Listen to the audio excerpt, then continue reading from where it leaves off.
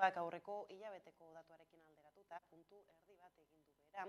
6,8%raino batez ere argindarraren eta erregaien prezioen jaitsierak eraginda. Espainiako Estatistika Institutuak argitaratutako behin-behineko datuen arabera, laugarren hilabetez jarraian egin du behera adierazleak.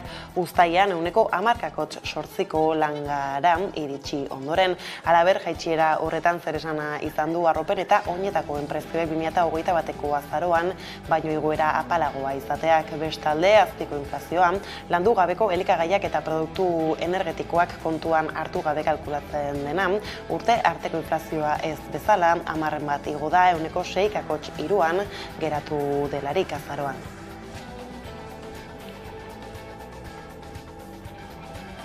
Arratsaldeon guztioi aipatu datuokin, pentsioek gorakada handia izango dute datorren urtean, zehazki 8,8 handituko dira urtarrilaren batean. Hego Euskal Herrian hori izan baita azken 12 hilabetetako batez besteko inflazioa. Eurotan batez besteko pentsioa da 15 euro handituko da, 1.436 eurotik 1.450 eta hortik gora erretiro pentsioak batez beste 1.510 eurorenak dira orain, eta 1.628 eurora iritsiko dira 2023 urtea, hastarekin batera behin-behineko kopuruak dira.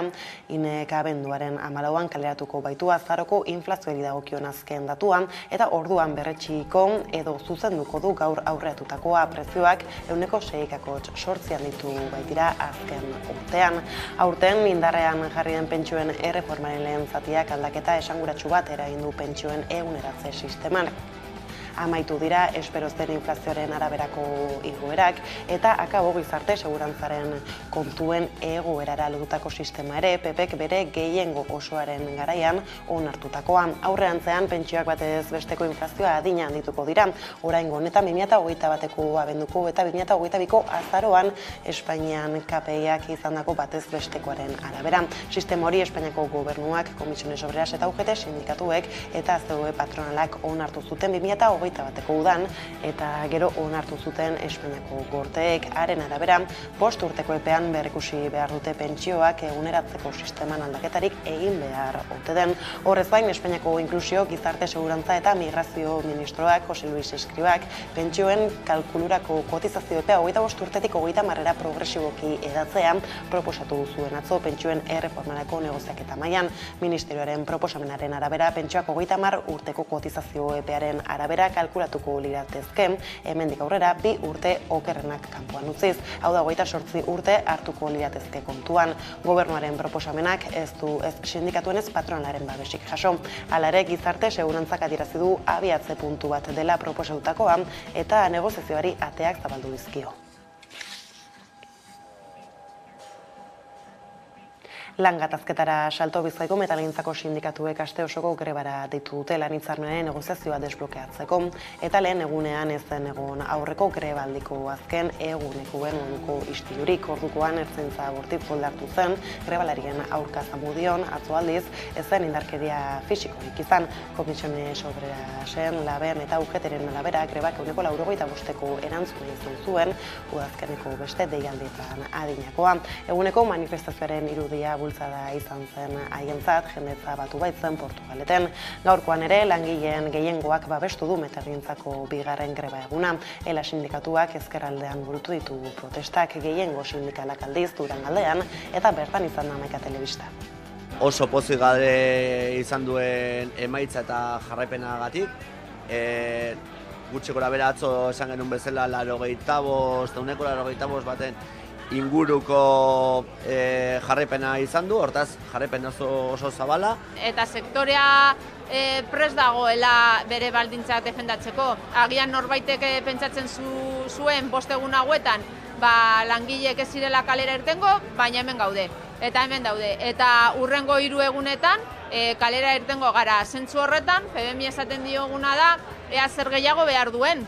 Vamos a hacer un llamamiento a la patronal para que vea el comportamiento de los trabajadores y trabajadoras del sector de Vizcaya y se atienda a las reivindicaciones que son las de conseguir un convenio justo y renovar las condiciones de una manera digna.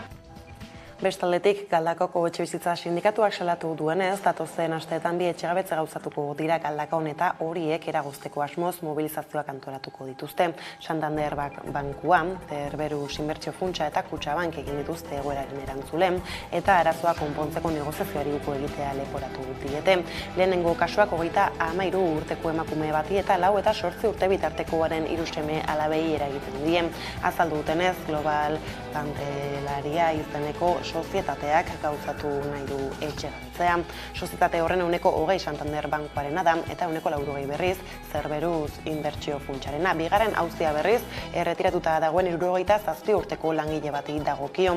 Aspaldi kreditu bat eskatu zuen gurasoen etxea erosi ahal izateko, geroago lanik gabe eta beraz hipotekari aurre egin ezinik lotu zen. Kutxabank etxeaz jabetu da, pilatutako zorra erreklamatzen dio eta orain ura etxegabetzeko asmotan dabil. Indarrean dagoen legeriaren arabera, 60 urte baino gehiago dituzten herritarrak ezin dira etxegabetu hipoteka ez ordaintzarekin lotutako kasuetan, baina agiri bat epez kanpoa aurkeztu izana jarri du bankuak aitzakitzat auzi-bidean aurrera egiteko. Sindikatuko kidek esan dutenez, kaleratzea gauzatu nahi duten bankuetan sozietateekin harremanetan jarri dira kasu guztietan, irtenbide bat negoziatzeko asmoz eta erakunde horiek guztiekuko egin diote negoziatzeari.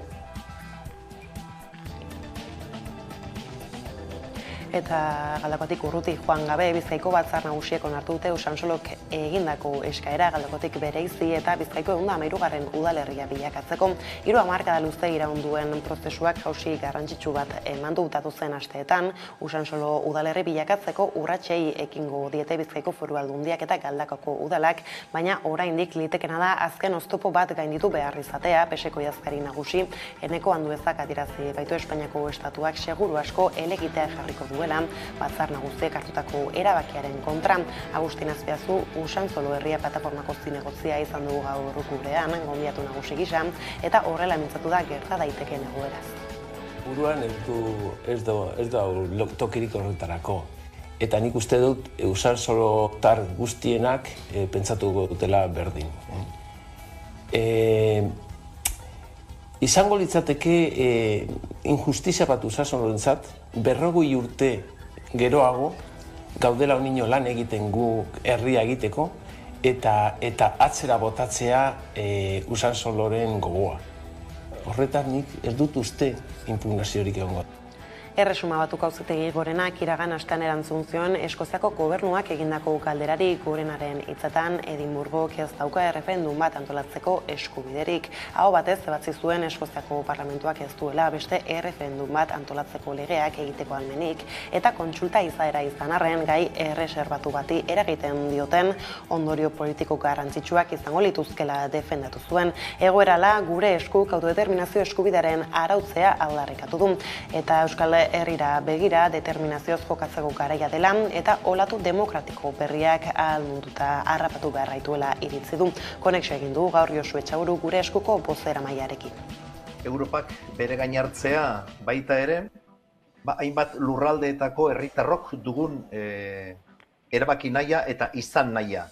Ez da nahi duguna da Europa mailan subironotasun lurralde gatazkei konponbide demokratikoa emateko tresnak behar ditugula. Hori da aldarrikatzen ari garena, eta Europak ere orain arte izan duen jarreraren aldaketa bat ekarri beharra. Aro aldaketa Euskalgintzaren Kontseiluan azken 12 urtetako idazkari nagusi Paul Bilbauk ez du segituko eta Idurre Eskisabel izango da aurrerantzean kargu horretan. Gaur 8 irudikatuko dute lekuko aldaketa Kontseiluaren 25. urteurrenaren karietara Durangon egingo duten ekitaldi batean. Euskararen auziak gizartearen lehentasun bihurtzea eta aliantzak sendotzea jarritu helburu Eskisabelek entzun. Ezankizunez eta lanerako gogoz esan diote baiezkoa Kontseiluko idazkari nagusi izateko ardurari. Une honetan premiatxua ikusten dut euskararen bizi berritzea eta hizkuntzaren auzia jendarteko lehentasunetara ekartzea.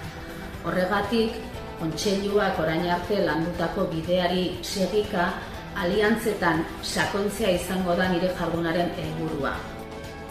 Eta lerroburuekin bukatzeko kultura arloan eredu baten beheraldia irudikatzen zuelako izan zen albiste Durangoko Plateruena kafean zokian itxiera orain 2 urte eta eredu berri bat proposatzen duelako da berriz ere notizia haren irekiera. Orain kudaketa publiko eta komunitarioa izango du Plateruena berriak udalarena izango da, baina herritar talde batekin batera antolatutako kultur mahai batek gidatuko du haren jarduna. 300.013 euroko aurrekontua izango du lehen urterako eta martxoaren 3an hasiko du martxa berria, naiz eta aurrez Durangoko azoka egunetan lehenik eta gabonetan ondoren kultur ekitaldi batzuk ere antolatuko dituen Anea Balantzategi Durangoko udaleko kultur zinegozia. Plateruenaren eskaintza soziala eta kulturala bere gain hartzen ditu. Horregaitik, Plateruena Durangoko udalaren kultur baliabide eta proiektu izatera pasatzen da. Gabonetan, programazio xume bat egingo dugu eta martxotik aurrera hasiko da Plateruenaren ibilbide berria. Martxoaren 3tik aurrera hain zuzen be. Astearteko lerroburuak hauek izanik ekonomia arloko berriak hizpide hartuta aipatu dugu Bizkaiko metalgintza sektoreak 8. greba eguna du gaurkoa, aste honetarako deitutako 2. lanuztea. Sektoreko gehiengo sindikalak deitutako protesta nagusiak Durangaldean burutu dira eta atzo bezala ez da istilu esanguratsurik izan. Elak berriz ezkerraldean egin ditu protestak aiara deurreta izan da Zornotzako manifestazioan adi. Metalgintzako grebak Bizkaiko sektore osoa gelditu duela diote sindikatuek.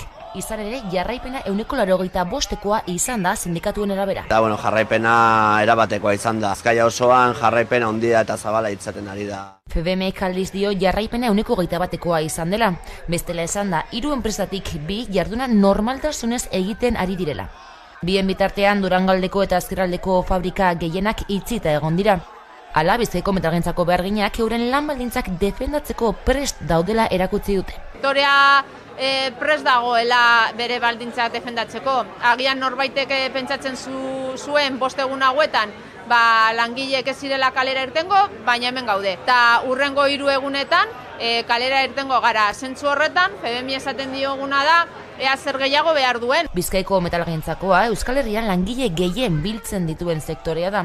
56.000 pertsonei eragiten baite ditunak. Hala, beharginek mezu zuzena helarazina izan diote FBMi. Hau da, negoziatzen jarraitzeko eskatu diote. Vamos a hacer un llamamiento a la patronal para que vea el comportamiento de los trabajadores y trabajadoras del sector de Vizcaya y se atienda a las reivindicaciones que son las de conseguir un convenio justo y renovar las condiciones de una manera digna. Bidaltzen diogu mezu bat FBMi, sektoreak mezu bat bidaltzen dio zuzenen, eta da negoziatzen jarraitzea, ezta?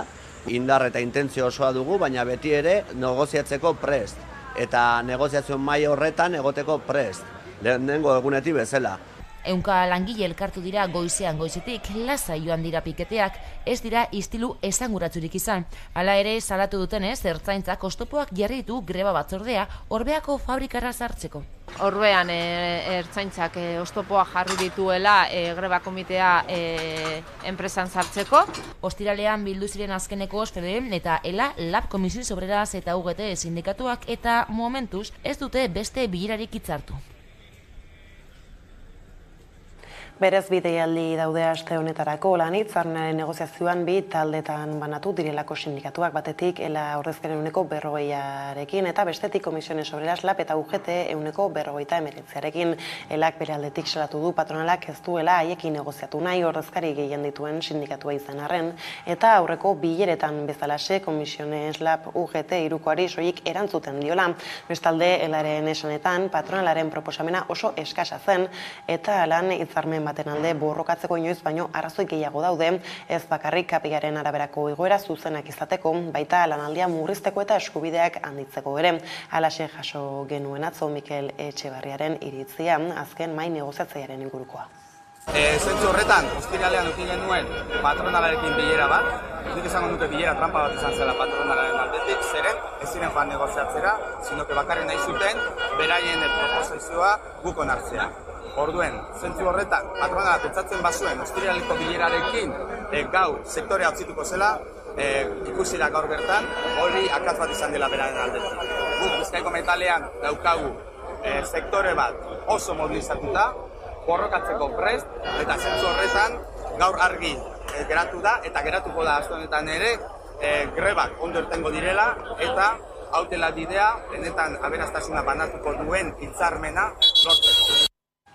Bestelako lan gatazketan, Bizkaiko gasolindegietako 2020-2022 hitzarmenean aurreakordioa adostu dute patronalak eta Comisiones Obreras, LAB eta UGT sindikatuek.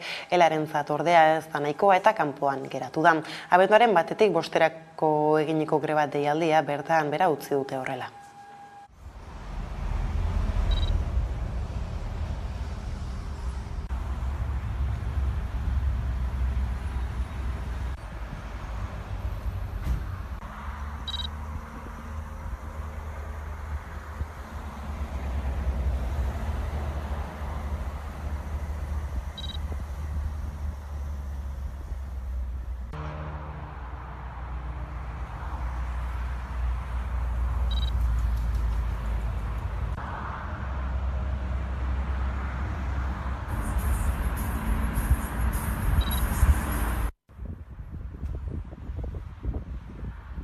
Ordea Osakidetzako azpikontratetako garbitzaileek grebara deitu dute abenduaren 14-tik 16-ra. Euren lan baldintzak Osakidetzako langileen berberak izatea galdegin dute. LAB, UGT, Comisiones Obreras eta SK sindikatuen babesarekin ia 5 urte daramatzate lan itunik gabe.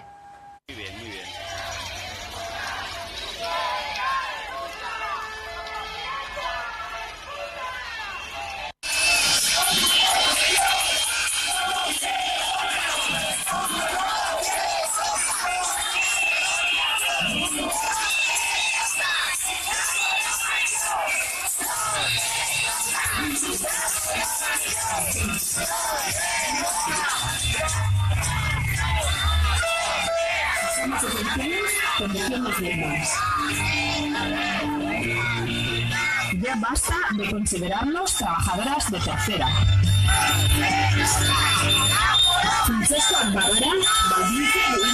Gaiz aldatuta Arabako ardobintzari heldutan, Ardo Araba bueltan da asteburu honetan Gasteizen ere agartiak azalduko dizkigu ardoaren jaiaren berrikuntzak jarraian. Ardoaren jaia indartuta eta berrituta bueltatu da Gasteizko erdigunera. Azaroaren 3an Ardoa Arabaren karpek berriz irekiko dituzte euren ateak 2 urteren ondoren. Pandemiak sortutako egoeraren eraginez 2020an eta 2021an ezinezkoa izan zen jaialdi hau aurrera eramatea. Aurten berriz berreskuratu da Ardoaren festa, izan ere Ardo Arabak zenbait nobedade dakar. Alde batetik beste edizioetan bezala 3 karpa jarriko dira, baina aurten Aiotz plazako karpa plaza berrian egongo da. 3 karpa horiek Foru plazan, Provintzia plazan eta plaza berrian kokatuta egongo dira. Beste aldetik aurten ere taloitegien prezioa aldatu egin da. 2019an baino 5 euro garestiagoak izango dira, 20 euro hain zuzen ere. Ardo Araba aukera polita da, gure kalitatezko ardoa eta beste edari batzuk ezagutzeko, sozializatzeko eta kontsumitzeko. Eta ez da hori bakarrik, gure sektoreari omenaldi ere bada. Bai lanetan, bai upategietan, eta baita lurraldeko hainbat eskualdetan ere. Azaroaren 3an karpak irekiko dira eta 7 izango da azken eguna. Larun batean eta jaiegunetan ordutegia goizeko 12:30 eguerdiko 3 arte eta arratsaldeko 7:00 gaueko 10:30 izango da. Astelenean eta asteazkenean berriz soilik arratsaldeko ordutegian irekiko dituzte. Upategiei dagokienez, Arabako Erriosako upategiez gain, Kabarriaz, Baizaz eta Tarongino upategiak gonbidatu dituzte. Eta horrekin batera, bertako hainbat pintxo salduko dira baita ere. Eta Araban garela garraio publikoaren bueltako ez, Gasteizko tranbiaren luzapenaren proiektuak agerian utzi ditu udal gobernuaren desadostasunak tranbia zabalganara heltzeko lakuak proposatu duen proiektuaren aurkako ekimena onartu du ostiral honetan Gasteizko udalbatzak, EAJ, Euskal Herria Bildu, PP eta Elkarrekin Gasteiz taldetako zinegotzien botoekin. Udal gobernuan jeltzaleen kide den PSek, baina ez ditu ekimenaren puntu guztiak babestu. Gasteizko tranbia sarea 2023an Salburu auzora zabalduko da, eta emango den hurrengo urratsa da Zabalgana eta Erdigunea lotzea. Duela aste batzuk urte baten ondoren, Eusko Jaurlaritzak argitaratu zuen behin betiko ibilbidea. Ibilbidea San Martin auzotik sartuko da, eta erabakiak eragina izan du Gasteizko udalan. Gorka Urtaranek, Gasteizko alkateak, eskatu zuen proiektua bertan behera uztea eta ibilbidea adostea. Bestalde EH Bilduk udalbatzan mozio bat aurkeztu zuen, eta udaletzeko alderdi gehienen botoei esker aurrera eraman dute proiektuaren aurkako ekimena. Bertan, premiazko bilera bat eskatzen da lurralde plangintza, etxebizitza eta garraioetako sailarekin, Lakuak tranbia Salbaganara heltzeko proposatutako proiektuari buruz eztabaidatzeko eta zenbait aldaketa adosteko. Hala nola, udalak adostu nahi du tranbiaren kotzetoki berriaren kokapena, Aretzabaletako aukera baztertuz, eta Lobaina plazaren inguruan izaten den trafikoan, tranbiak eragin ditzakeen arazoak aztertu nahi dituzte. Era berean, San Martin auzoari gutzien eragingo dion ibilbidea aukeratzea exigitu du udalak, baita tranbia jundizera heltzea. Arabako Foru Aldundiak berriz proiektuaren finantzazioaren 17,5% egiten du, eta aldun nagusiaren esanetan, azken erabakiak Gasteizko udaletzeak hartu beharko luke. Bueno, mi opinión es que en esta cuestión, en el trazado por el que se opte, que se decida en relación con el tranvía en Vitoria-Gasteiz, la opinión determinante tiene que ser la del Ayuntamiento de Vitoria-Gasteiz, como no podía ser de otra manera. Pero también es importante hacerlo bien. Y es importante hacerlo teniendo en cuenta todas las posibles afecciones y solucionando todos los posibles problemas, porque ahora estamos a tiempo de dar respuesta a los problemas y de elegir el trazado que mejor dé solución a todas las cuestiones que se puedan plantear. Gauzak horrela, azaroaren 24an bi erakundeak bildu ziren, eta Gasteizko udalak Lakuari proiektua birplanteatzea eskatu zion. Eta garraioaren bueltakoekin Gipuzkoara salto, milaka bidaiari lanera edo ikastetxera heldu ezinik geratu ziren atzo goizean Renfeko tren zerbitzua bertan berak geratu baitzen, Andoainen eta Irunen artean Renfek emandako datuen arabera, 31 treniera egin zien etenak eta 10.011 bidaiari ingururi. Izan ere konpainiak ez zuen ordezko autobus zerbitzurik jarri goizeko 10:30 arte gutxienez. Ordu horretatik aurrera lineako autobusetan joan ziren Renfeko bidaiariak, ariketa 12:30 tren zerbitzua berrezarri zuten arte. Iñaki Arriola garraio sailburuak barkamena eskatu du gertatutakoagatik. Astebururako iragarria zuten etena, baina autobus zerbitzua izango zela esan zuten Renfeko arduradunek. Izan ere, atzo zen martxan jartzekoa Donostian eraiki duten behin-behineko geltokia, abiadura handiko trenarentzako geltoki berria eraiki bitartean. Antza denez, ezin izan zuten zirkulazioa garaiz abiatu astelehen goizean, baina berandu arte ez zuten jarri ordezko autobus zerbitzua.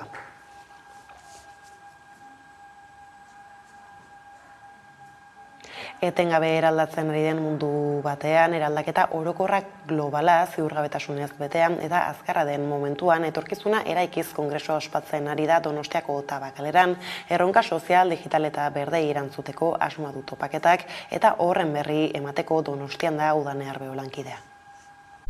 Etorkizuna eraikiz kongresuaren 2. edizioa da. Honakoa eta bertan trantsizio berdearen, digitalizazioaren edota gaur egungo aldaketa sozial eta demografikoen inguruan hausnartzeko tokia izango dute. 7 egun iraungo ditu, iragan ostegunetik hasita ostegun honetara bitartean, eta momentu horretan Tabakalera erreferentziazko gune bilakatu dute. Besteak beste programa zabala antolatu dute eta besteak beste herritarrei zuzendutako hitzaldiak, gazteei bideratutako ekitaldiak edota erakusketa iraunkorra izango dira ikusteko aukera. Hemen atzean ikusi dezakezu erakusketa hori.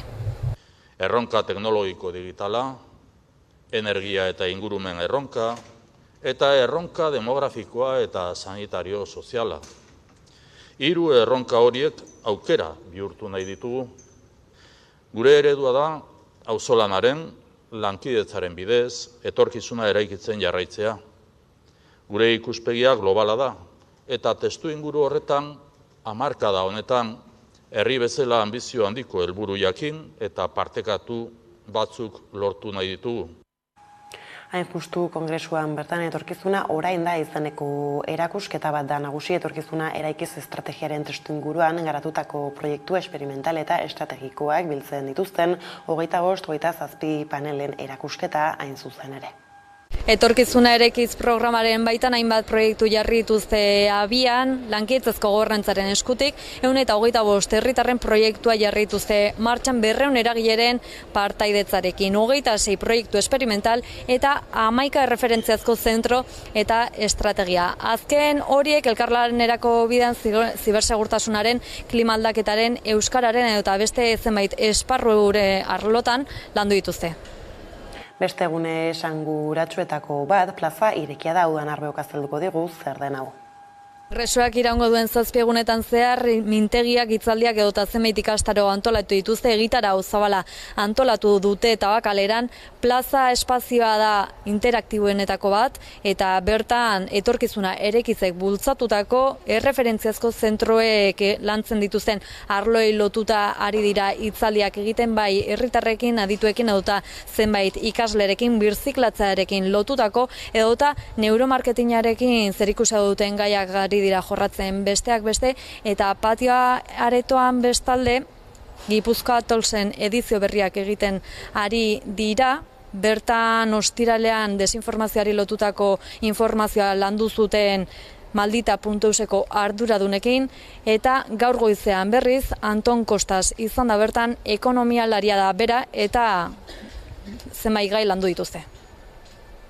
Etorkizuna eraikiz kongresuaren bueltakoak horrela, Euskal Autonomia Erkidegoko hezkuntza legari helduko diogu orain. Euskal Herria Bilduk eta Labek bilera egin dute astearte honetan Donostian Euskal hezkuntzaren sistema eraldatzeko aukera baloratu eta zenbait irizpide batera finkatzeko ezker independentistak dituen erronken eta konpromisoen inguruko gogoetak partekatu dituzte eta agerraldi bateratua egin dute. Gero bileran Arnaldo Otegi koordinatzaile nagusiak eta Peio Txandino programa zuzendariak hartu dute parte Euskal Herria Bilduren aldetik, eta Laben ordezkari gisa Garbine Aranburu koordinatzaile orokorra eta Irati Tobar irakaskuntzako arduraduna.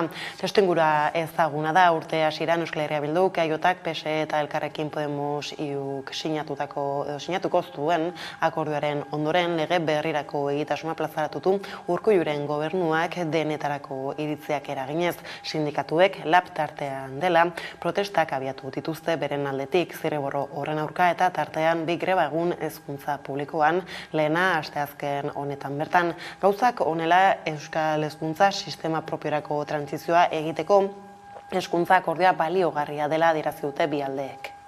Aldaketa sakon bat behar dula eta zentzu hortan hezkuntza akordioa abia puntu ona da beti ere Euskal hezkuntza sistema propiorako trantsizioa egiteko baliagarria den heinean. Aukera baten aurrean gaudela uste dugu, eta aukera guztiek bezala, honek ere baditula bere arriskuak.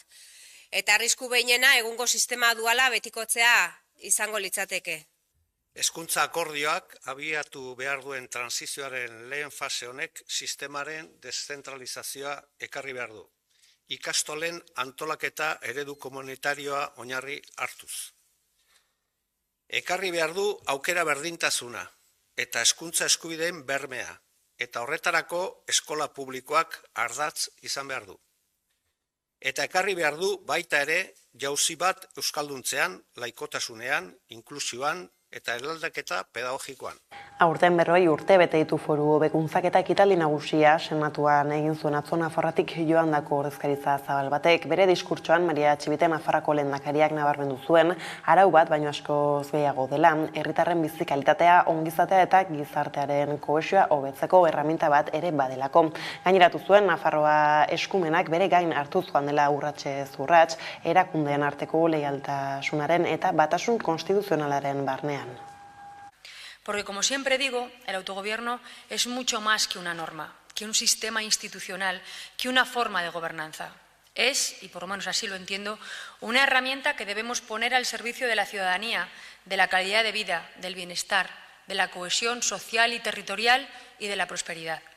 Es incuestionable que en estos 40 años hemos llegado a unas altas cotas de autogobierno y al tiempo hemos llegado a unos niveles de desarrollo que, más allá de las cifras, que efectivamente los acreditan, se palpan en la sociedad. Politikarloko kontuekin jarraikin Azorrako auzitegiak ez ditu murriztuko sexu indarkeriagatik ezarritako zigorrak lege berrian aplikagarri baldin badira, sententziak kasu bakarrean berrikusiko dituzte atzerako eraginez espetxeratuei ezarritako kondena handiagoa baldin bada soilik, baiez legean delitu horri dagokion gehienezko zigorra baino. Beraz, Iruñeko talde bortxaketan parte hartutako zigortu batek eskatu duen zigorra paltzea ez luke onartuko justiziak.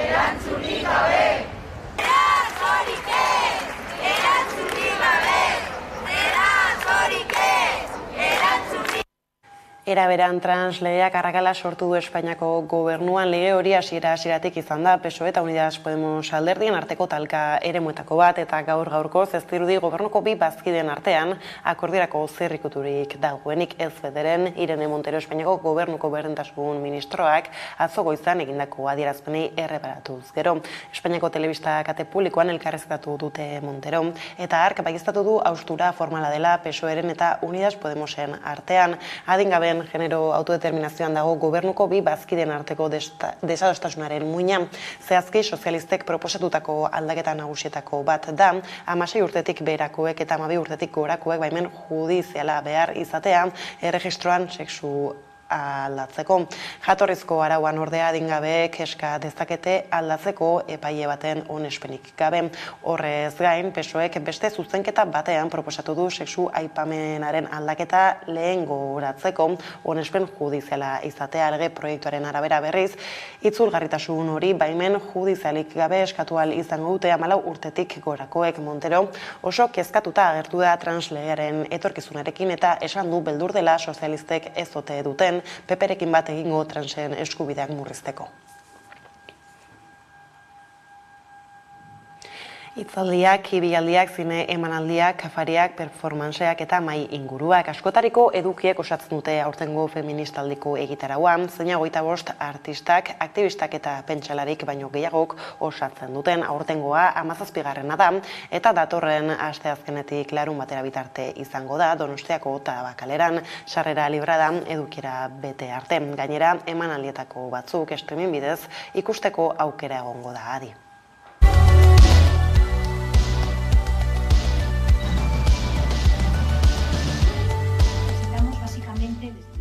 Con la naturaleza y lazos rotos entre las personas.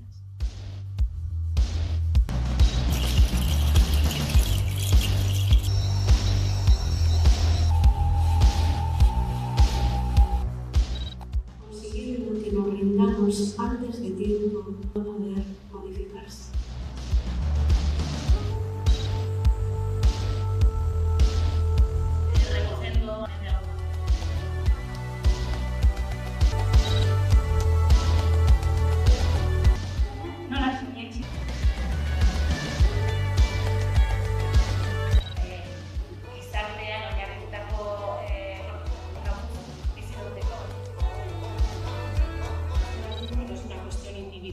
Se origina en las fuerzas consagradas y respetadas de la sociedad.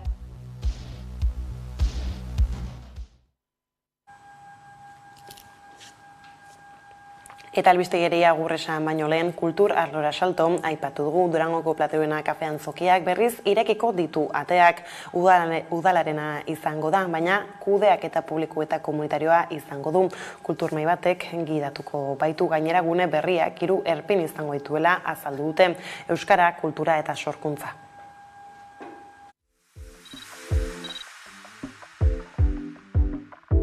Plateruena Euskal Kulturgintzaren plaza garrantzitsua izan da urte luzez, eta itxi zenetik Durangarrok eta Euskal Herritarrok hutsune handia sentitu dugu. Plateruenaren eskaintza soziala eta kulturala bere gain hartzen ditu. Horregaitik, Plateruena Durangoko udalaren kultur baliabide eta proiektu izatera pasatzen da. Gabonetan, programazio xume bat egingo dugu, eta martxotik aurrera hasiko da Plateruenaren ibilbide berria. Martxoaren 3tik aurrera hain zuzen ben.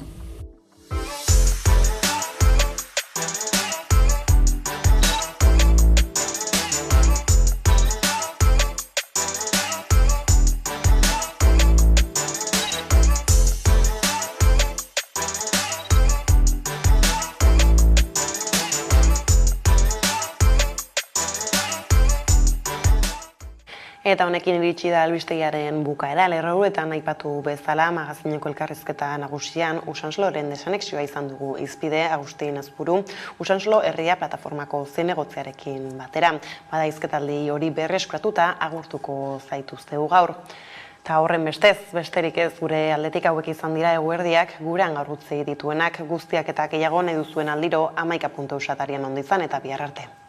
Kaixo! Gaur joten herria bisitatuko dugu. Ta zein da hori? Tafaia, guazen!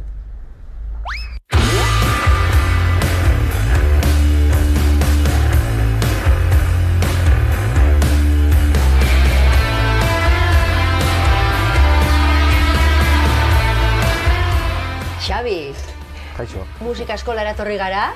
Bai. Musika eskolako zelekutan gaude, akordioiko gelan ez behintzat. Perkusioko gelan. Hau da zure espazioa esan dezagun, ez? Lantokia.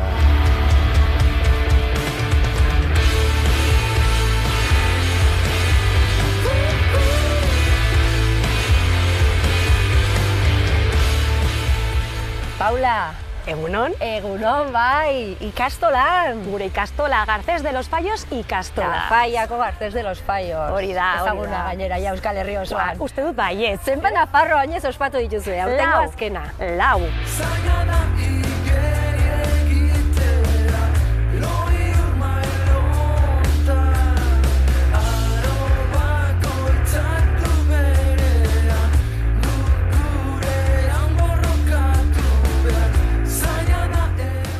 Bale, ze orain udaletxea dago herriko plazan den, Herriko plazan, hor kioskoa dagoen Hori da, plaza horretan, bai. hor dago udala. Francisco de Navarrako plazan, bai.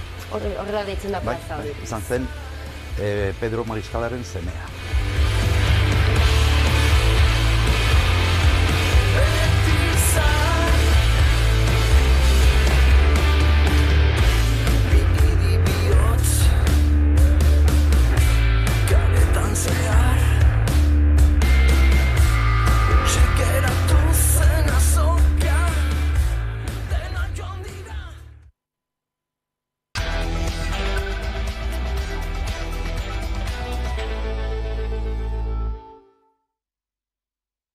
Egunero legez, eguneko elkarrizketari atea irekiko diogu, eta horretarako gaurkoan, gurean daukagu Agustin Aizpuru, Usansolo herria, plataformako zinegotzea da bera, eguerdion, ongi etorri.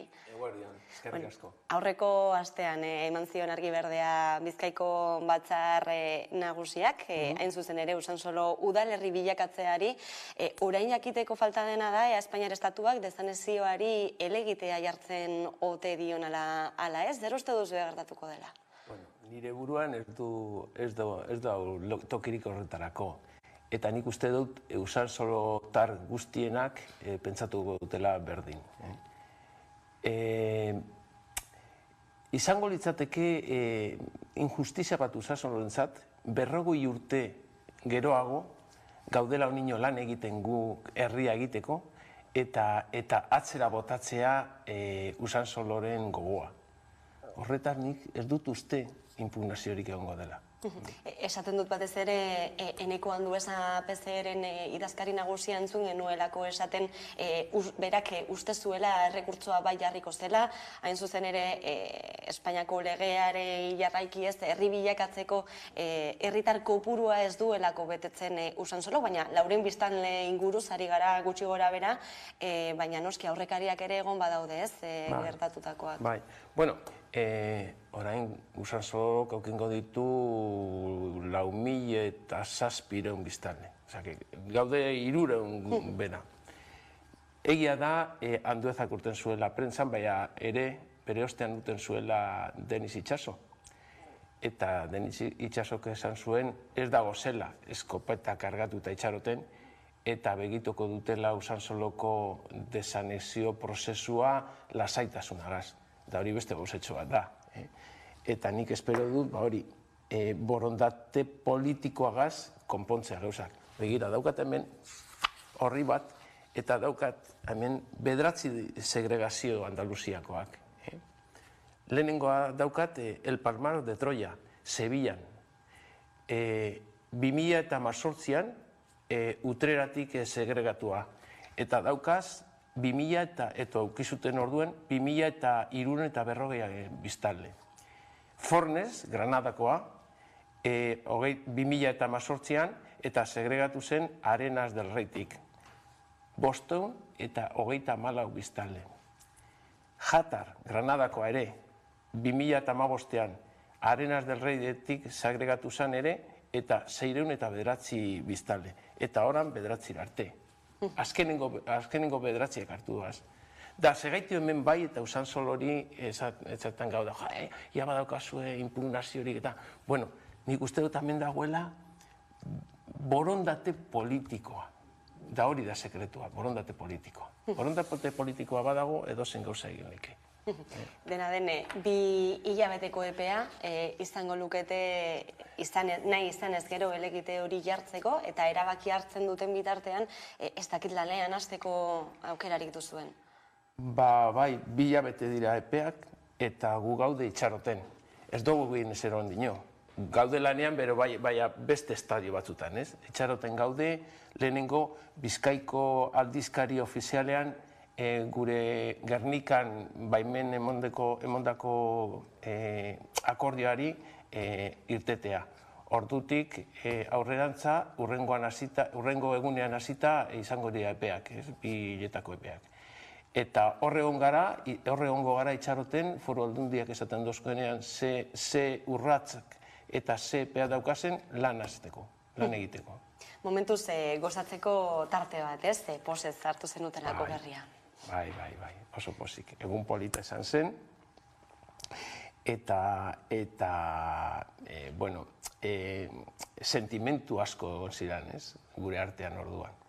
Egon ziren negarranpuluak, barreak, besarkadak, eta danetarik, ez?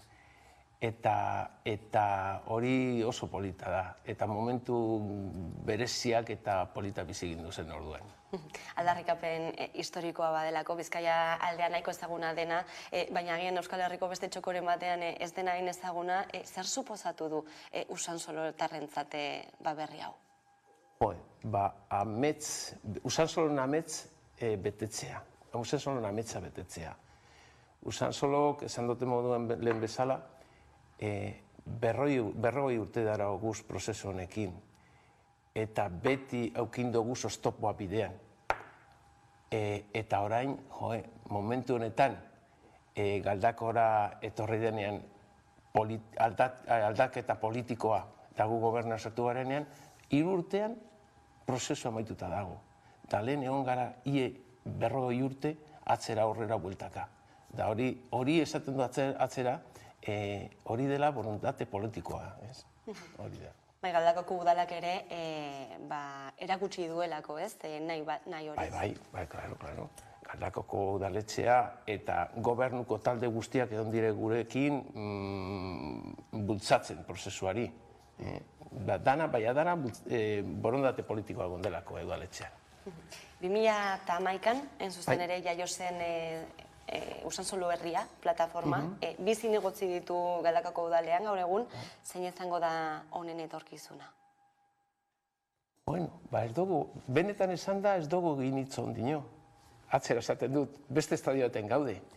Baina egia da, esan da, beti esan dugu Usansolo Herria plataforma.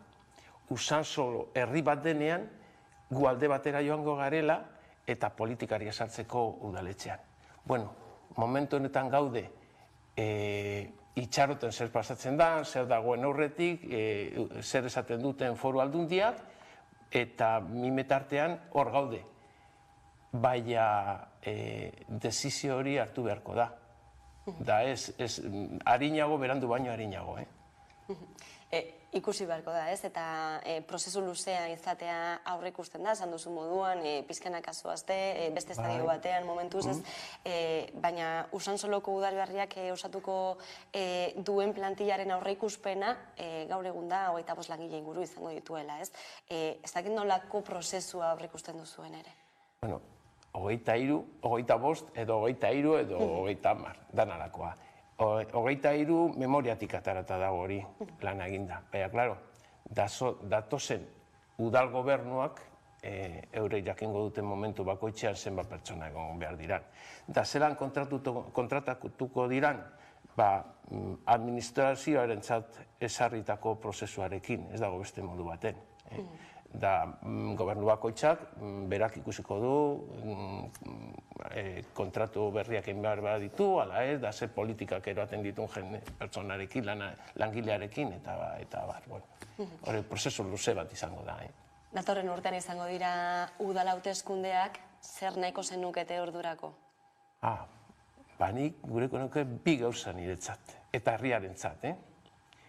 Lehenengoa, Usansoloko udal berriaren bidea zati luze bat eginda egotea ordureko. Eta bigarrena, gobernu berri bat eukitea gure udaletxean. Hori izango litzateke gauze bilak. Eta aukerak ikusten duzue, epe honetan aurrera namateko binai horiek? Bai. Egingarri. Bai. Beti dago borondatea badago egingo dugu. Dagoeneko txostenean ere adostu dira, ez da, Galdakako udalarekin ekonomikoki egingo diren banaketak, ez? Nolakoak izango dira? Hori ja adostatuta dago memorian. Memoria da komisio mistak prozesu barruen egin zuen dokumentua. Da totxo bat 600 pagina edo daukaz. Eta hor dagoz estudio ekonomikoak, soziologikoak, zen muga daukazen Usansolok eta Galdakaok, eta, estudio ekonomiko barruan dago esan da zelan egingo da diruaren banaketa. Eta zelan egingo da,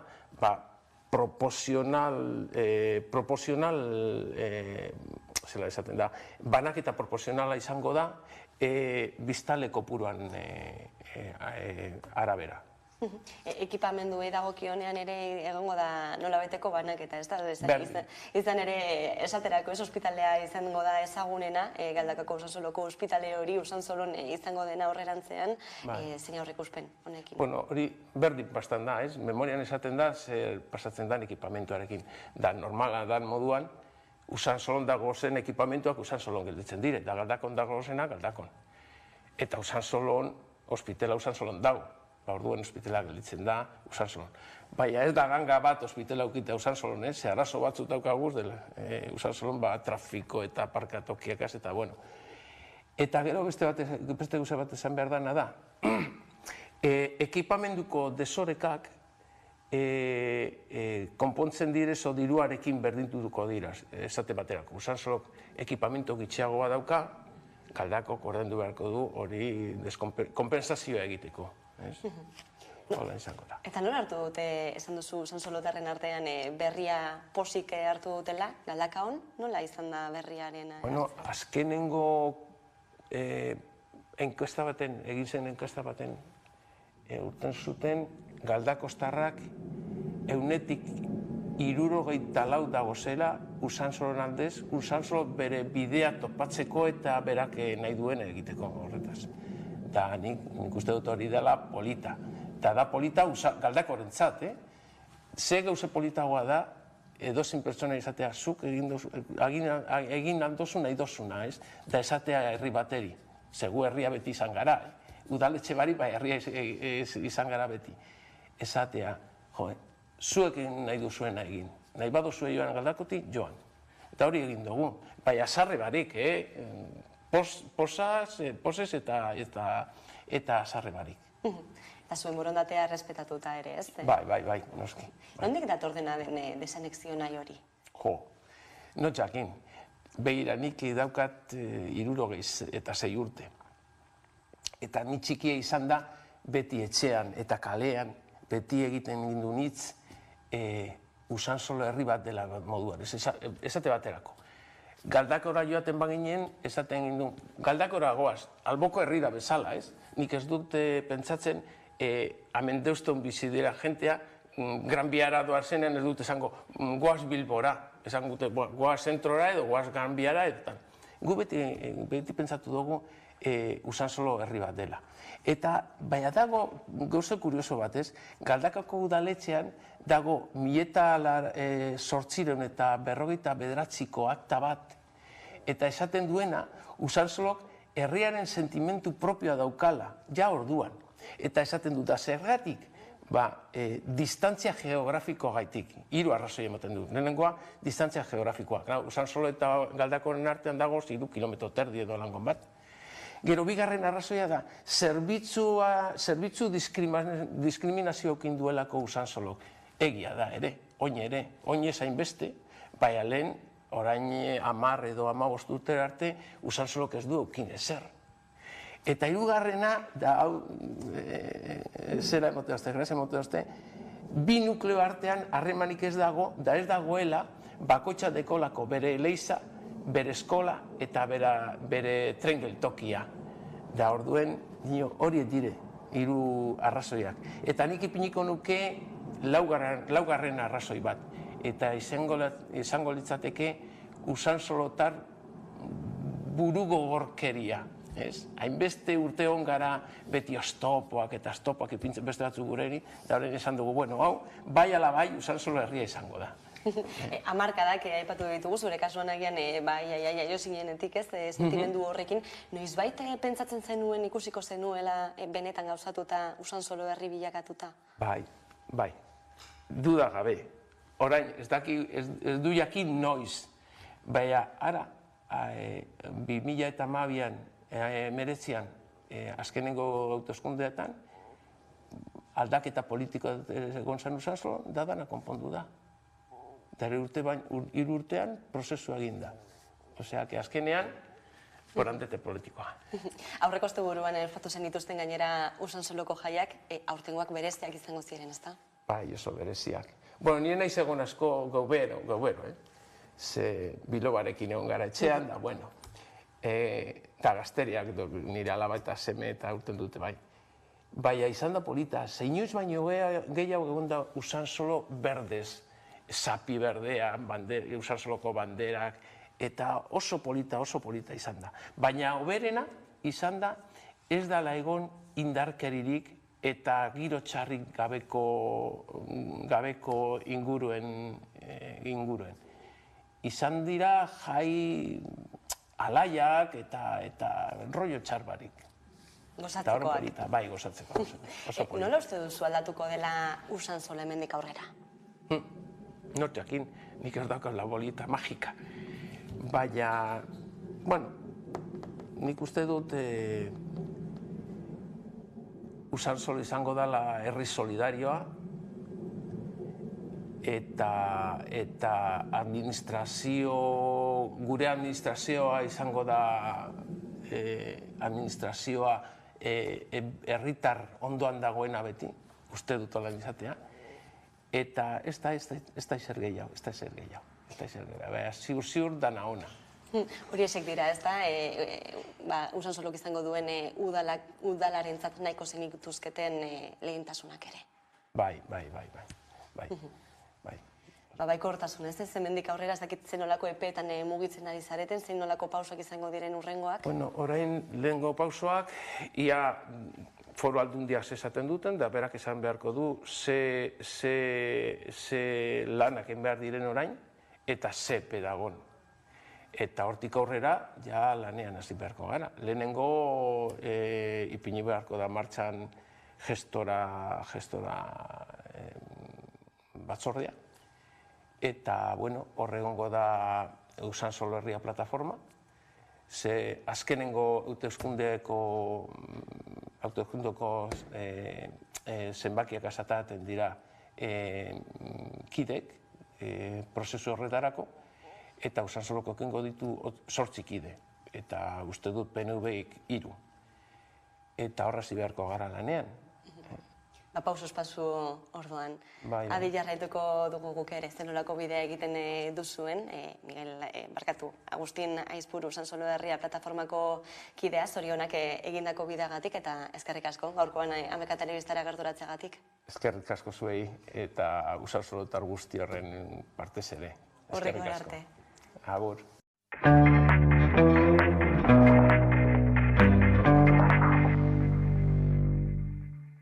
Kaixo, gaur Joten herria bisitatuko dugu. Ta zein da hori? Tafalla, guazen!